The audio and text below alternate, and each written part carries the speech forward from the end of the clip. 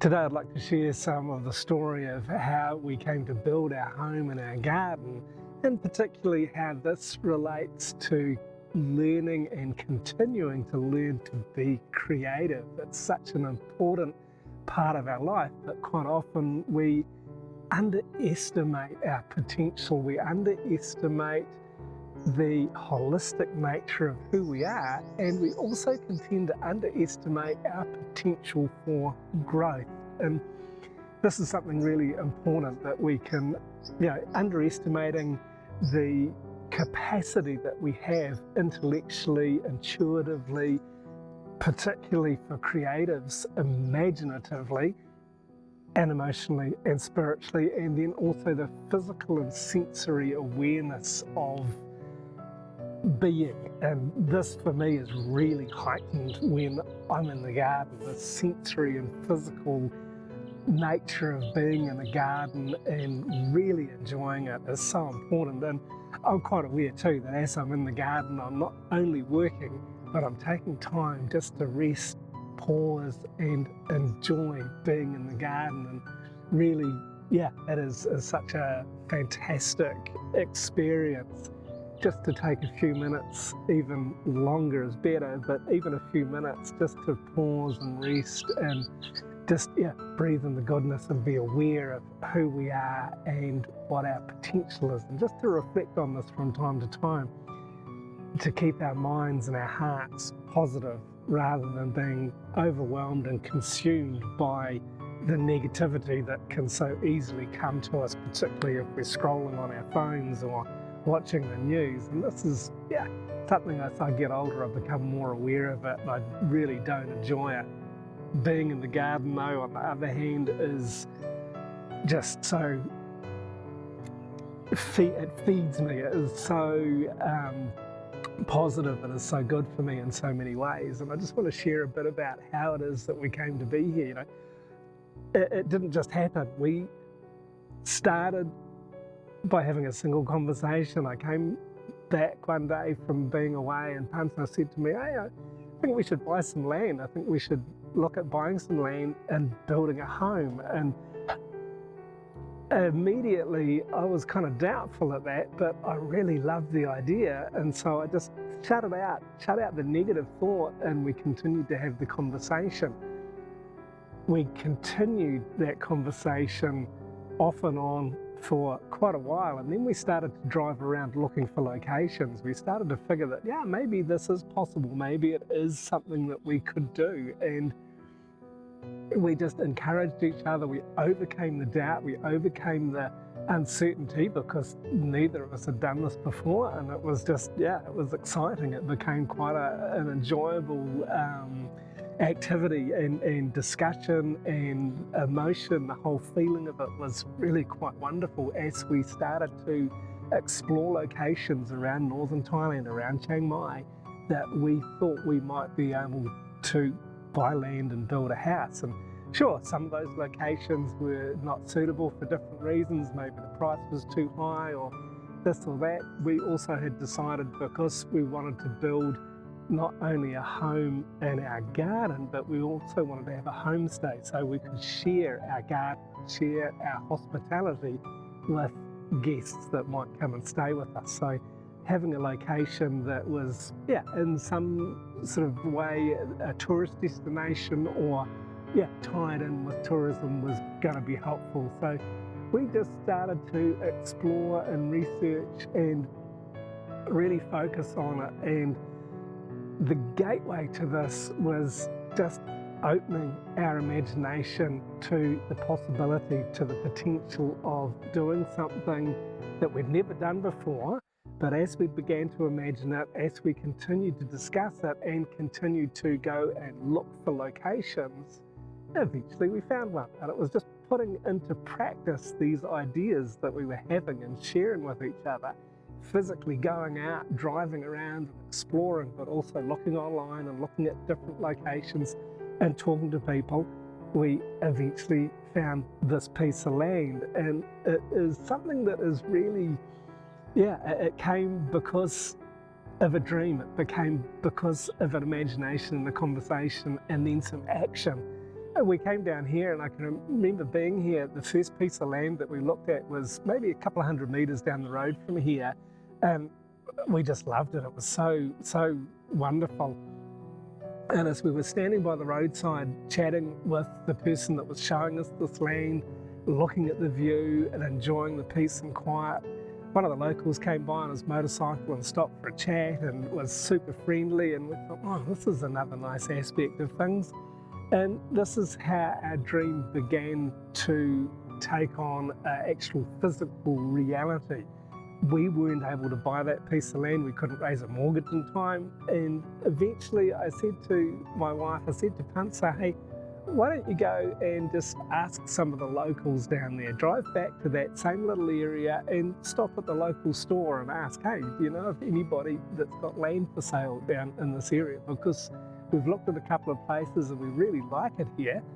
And so within 2 hours of Pansa leaving home, going to pick her mum up and then coming down here, and it takes probably a good hour and 20 minutes to get down here. Within 2 hours, she was calling me saying, oh, I've found this piece of land, Kevin. It is so wonderful. It's just up the road from where we were. You've got to see it. You'll love it. Sure enough, I came down here with her a short while later, and we decided, yeah, this was the right piece of land for us. So it was just some really good intuition to lead us to this piece of land. And this is something that came about because we approached it holistically. We engaged our minds, we engaged our intelligence, we engaged our imagination. So we just started dreaming. We started to break down what it was, what we valued, what did we need here, and decided where some good locations were. We physically got down here. Once we got down and saw this piece of land, yeah, we were emotionally, we were even spiritually attached to it initially. It was such a big thing. It was so wonderful. And this, yeah, encouraged us. We were able to raise a mortgage and purchase the land, and evidently, yes, we built the house as well. And it is such a fantastic living space, being here in our home, being here in our garden. We've got about an acre of garden, and it is absolutely fantastic. It's something we both really enjoy doing, either on our own or doing together. And we also love to share it. Here at Suan Sook Homestay, we have guests come, and quite frequently they will tell us about how peaceful and how relaxed they feel at being here, and also that they'd wish that they'd stayed for longer, which is such a wonderful compliment for us. And so being just an idea in our minds and a dream in our minds with nothing really solid, we started to build our home. And this, for me, the practical aspect of it, after finding the land and deciding that we could buy it, was to begin to design our home. This happened on my computer. I'd said to a friend of mine about using Google SketchUp, and he said, oh, it's really easy. I said, well, it's not that easy. I've tried. He said, oh, there's plenty of tutorials online. So I got online and learned to use Google SketchUp and designed our home. So this was very much putting into practice in a digital format and digitally rendering what we then saw take shape in concrete and wood and glass and steel. That was all our home. It was really interesting. As it was being built, I thought for a moment, wow, most of this at some stage was liquid, and that was something else that I enjoyed playing around with in my imagination, and seeing our home grow into this solid mass that is now lived in, and it has a different feeling. It's not just our house that we built, it's our home, and it's our home that we enjoy sharing with others. So there's a spiritual and emotional dimension to it as well. And so this it was a hugely creative process. It was quite drawn out. It took us over a year from purchasing the land to be able to move in. And this is really, seeing it growing was also at the same time we were planting our garden, beginning to nurture our garden and seeing that growing. And of course, over the last 8 years, our garden has continued to grow and continued to change as our house has somewhat, not nearly as much as the garden has, but being aware of these things and really thinking about the nature of how important it is not to underestimate our potential. If we had been negative about it, if we'd had this idea of, oh, wouldn't it be great to build a home, and then focused on all of the negative aspects of how difficult it could be and how expensive it might be and how we might fail, we would never have done it. We would never have grown into this potential that we've got here, and that we continue to grow in it and we continue to be creative here.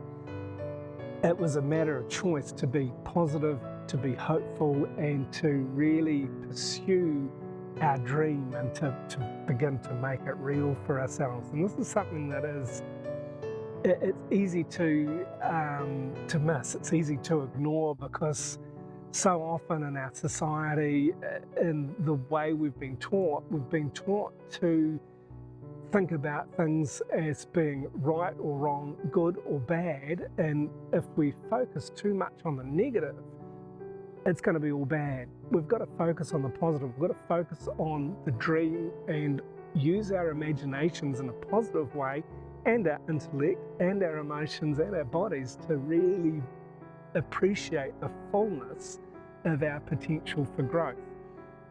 And yeah, when I started, I thought, oh, I don't know how to design a house.